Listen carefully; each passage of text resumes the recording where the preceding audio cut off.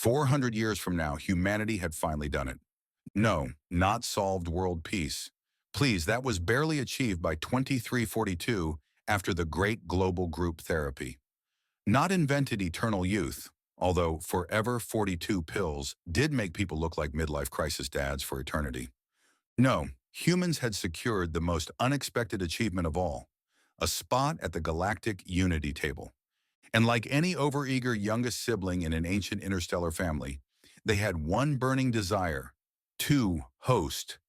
And how better to bring harmony among the stars than with that most sacred of Terran traditions? A potluck. Earth's delegation called it the first annual intergalactic culinary peace exchange. The rest of the galaxy called it the event that shall never be named again.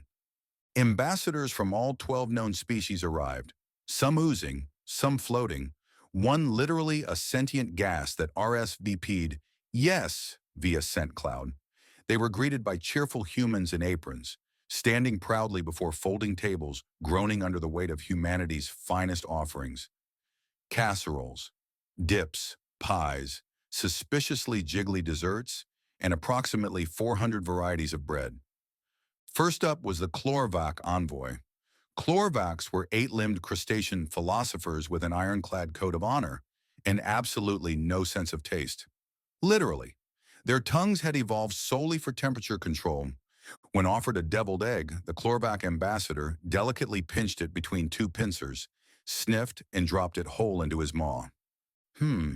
Intriguing texture. What is the gelatinous yellow core? That's egg yolk mixed with mustard, paprika, and mayonnaise, said the human host. The Chlorvac paused. Mayonnaise is emulsified egg and oil. A long silence. So, egg inside egg? Yep. The ambassador blinked three eyes independently. You are a deeply recursive people. Next came the Glorpians, a liquid species who wore containment suits and communed through vibration. They selected a plate of fruitcake, the kind that had traveled from a 20th century bunker and survived three global conflicts. The Glorpian absorbed a corner. It slurped audibly. Then it began to vibrate, not in a good way. Is that a mating call? Asked the concerned Terran diplomat. No, said the translation drone. It is inebriated. Fruitcake contains fermented fruit. You have intoxicated the ambassador. We did what? The Glorpian suit stumbled sideways and began reciting the Treaty of Oolong backwards.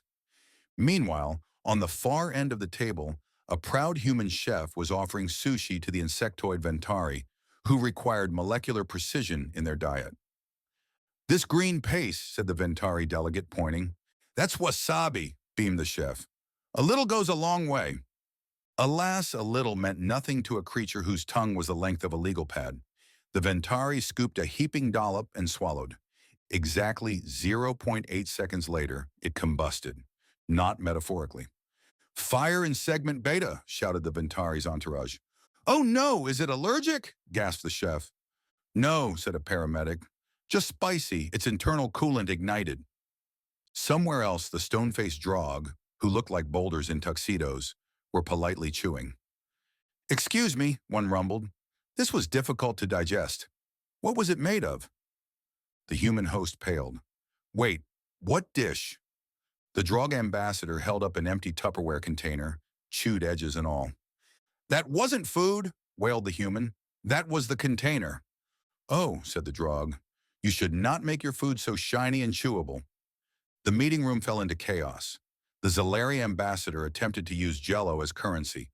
The Un Queen declared her undying love to a pan of lasagna. And someone, still unidentified, tried to saute aluminum foil. By the end of the night, 13 interstellar species had collectively agreed. Humans were never to host anything ever again. A formal vote was cast. Motion: ban humanity from hosting galactic food-based events. Approved, 12-1. Humans abstained due to being busy explaining Cool Whip. And yet, in an unexpected turn, a second motion passed unanimously. Appoint humanity as director of intercultural food experiments. Apparently, causing total culinary chaos was still preferable to another Glorpian opera night. Back on Earth, the lead diplomat raised a slice of pumpkin pie in triumph.